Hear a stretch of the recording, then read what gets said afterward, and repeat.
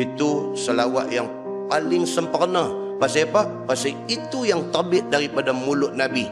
Ajak sahabat bila sahabat tanya cara nak selawat.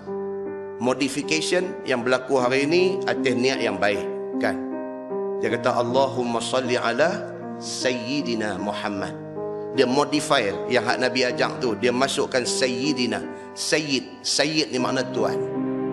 Ya Sayyidi, maksudnya wahai tuan aku.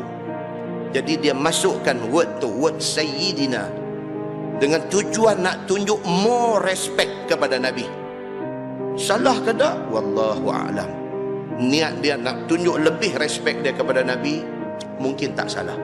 Tapi kalau kita sebut Allahumma salli ala Muhammad, itu paling cantik. Pasal apa? Itu yang Nabi ajak. Begitu.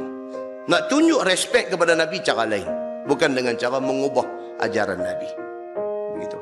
Nah, so dia kata apa? Allahumma salli ala Muhammad wa ala ali Muhammad kama sallaita ala Ibrahim innaka Hamidum Majid wa barik ala Muhammad wa ala ali Muhammad kama barakta ala Ibrahim innaka Hamidum Majid.